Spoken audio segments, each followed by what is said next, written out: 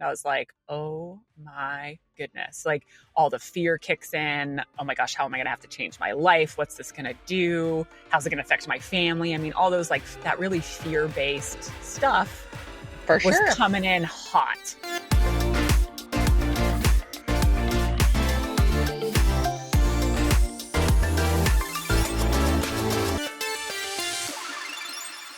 Hi, I'm Jen.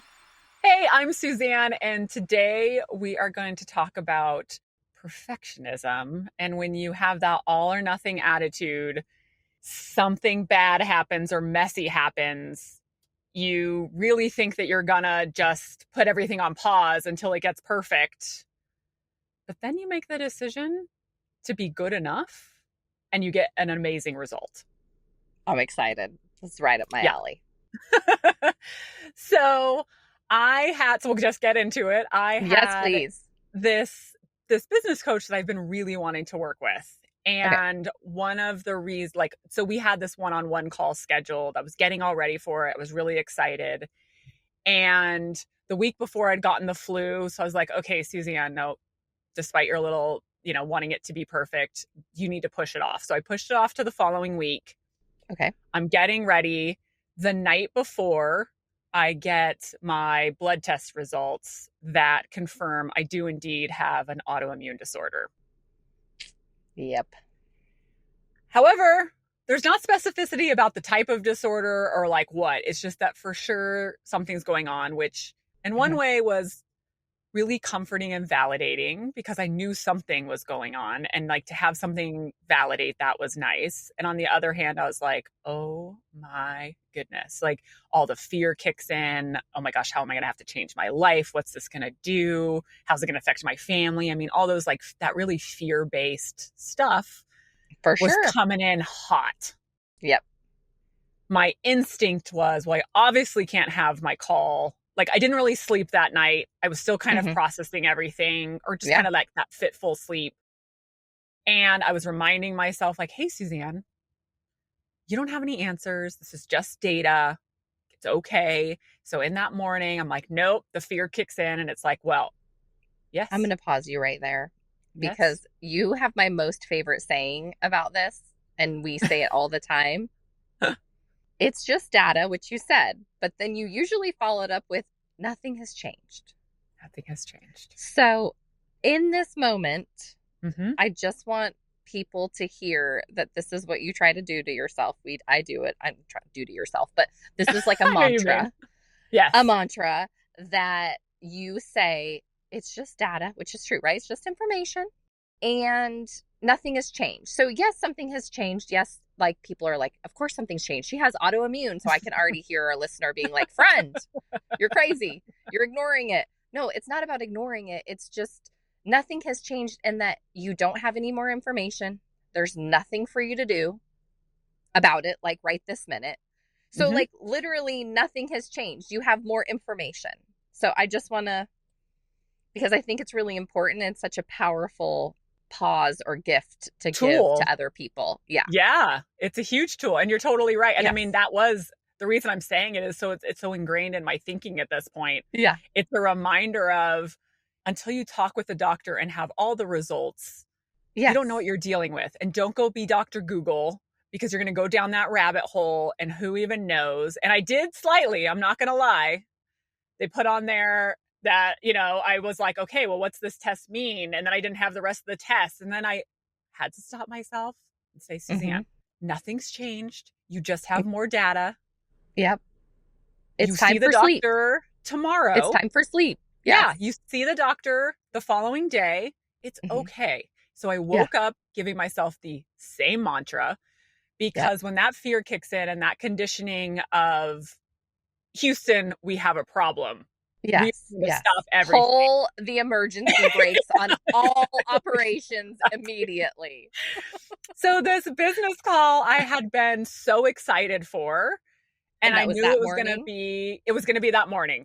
Okay. Or that afternoon, like maybe at I think it was at noon, right? So just to be clear, you're meeting with the doc. So you wake up from your talking yourself into sleeping. The doctor's the following day. So the doctor's the following morning. Yes. So I wake up that morning, I've got business call at like noon, let's call it. And then the following morning, I see the doctor. So, so this is your in-between day. This is your like, I don't know anything for 24 hours. Okay. All right. Just getting the story here. Yes. Okay. So in that 24 hours, Suzanne 1.0 would have gone down the Dr. Google scroll, death, shame, all the things. And then just, I was just going to call it a doomsday. Else. Yes. A doomsday. It would have been, I literally was going to say, oh, you were going to have a doom day because you would have doom scrolled. You would have doom read. So one of Suzanne's, if you haven't heard her yet, we have our own. I'm not poking fun at her, but her like escape, as we call it, her escapism is like books. She just gets into her books. Little mafia romance people. Yeah. I wasn't going to get into that part. I didn't want to scare people off. We'll talk about that podcast when it went over her entire house Bose speaker, Sonos, or whatever it's called, and her kids and her husband got to hear some very inappropriate scenes. We digress. That's why I stay away from audiobooks now. Yep. So part of a doomsday, because you and I have both done it, and most people don't even realize they're doing it, but it's like, it's your coping day. Like when you think everything is going wrong and you've put everything else on pause, like it's a doomsday because you're coping with all sorts of very wasteful things and you've not done anything you were supposed to do that day. And I would say for me, it is an attempt to get control. Like somehow if I know all these horrible things before I show up at the doctor's office, like it somehow won't affect me as much. Yeah. And that's what my brain tells myself. However, gosh, we could do a whole episode on that. I know. So we have this day and I know I have this 12 o'clock call and I'm getting ready to reschedule it because my brain is telling me, you don't have time for this today. You have more important things. This is not, this is too much, Suzanne. It's too much. And I sat at my desk, took a breath, took the pause. Mm-hmm. And you know what I first remembered was your episode, the episode that we did just like a few weeks ago, where you were talking about like your house and all the self-sabotage. Yeah. Like, so I don't remember what episode it was. I think it was like episode 10. I'll put it in the show notes. My cry shower. Yeah. Yeah. And you were just talking about my happy cry shower. Yeah. And you were just talking about how you had all these things going on. And like in that episode, it was like you were going to put yourself last, right? Mm-hmm. Yeah. But a version of that in the self-sabotage in this situation was somehow my business doesn't matter, that it's not as important, and that it's too stressful to deal with. And therefore, I just need to focus on my health, right? Yes. And if you heard that on some person just saying, like, I was going to focus on my health, you might think that's really healthy, right? Sure. No. Of course. No. Not in this situation. No. In this situation, there was, like we said, there was nothing to do. There was no conversation to be had. I had to wait to see the doctor the next day. So I told myself, Suzanne, there's nothing you can do. There's no value for you going on and doom scrolling or trying to control the situation.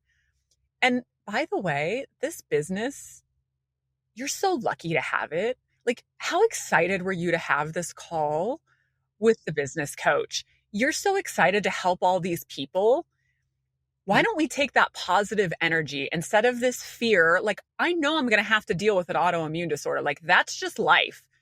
But what's something positive I could do today? And thinking about Jen, am I sabotaging myself? Yes. Yes, you are. Yes, ma'am. Like, yes, ma'am. So you would have been sabotaging yourself. Yeah. So I'm like, what can I do to get ready for the call? And I said, the thing that I love the most, and especially living in Southern California by the beach, it's always, most of the time gorgeous. I'm like, I'm going to go on a hike. One of the hikes I do, I looks out over the ocean. I normally go out for, maybe an hour. I ended up going out for an hour and a half. I got my little AI recorder. I started talking about all the things that it's like a little recorder that basically takes everything you said and then it AI summaries it for you. And I use it all the time. So I went on the walk and I started talking about all the things I wanted to tell the business coach. And now by the time I got home, I was so pumped for my call. ended up having a great, phenomenal call. I felt, I called you afterwards. I was so energized and excited. Yep. And it was such a great feeling to know, like, I did that for myself. Like, I didn't sabotage myself. And it didn't have to be perfect. I didn't have to be all or nothing. Like, if I'm not 100% ready for this call, I can't have it. Because really, that's my brain trying to make up a story that's not true. Right? For sure. And then I was able to go to the doctor the next morning, and I did have to deal with an autoimmune diagnosis. But it was like, I was prepared for it. We had the conversation. Life's going to go on, and I'm going to deal with it. Right. But I think mostly, like, it was just a reminder to myself where my perfectionism sometimes comes in and attempts to sabotage me. Mm-hmm. And what happens when I don't let that go? I think it also goes back to, I know in that episode, it's like, oh, these things are happening, so I have to put everything on hold. Like, you have to put me on hold. And in this case, you're putting your dreams on hold. Yep. Like, because you're still choosing you either way, right? But I think choosing you. Ooh, that's a good distinction. Like choosing your health. You weren't choosing your health. We were choosing to what? Doom scroll your health? But like what I would said, like all the reasons I had to stop everything in the past sounded like legitimate reasons. Like they were, like you said, oh, she took a day for her health. To do what? Like, no, you didn't take a mental health day. I mean, the hike was definitely a mental health, but like you didn't actually take there wasn't any action you were going to take instead of having the business call. Like, I think that's the distinction, right? Like, I think that's a great one. And I think it wasn't like I wasn't going to go see the doctor because I had to take this call. Exactly. Exactly. Yeah.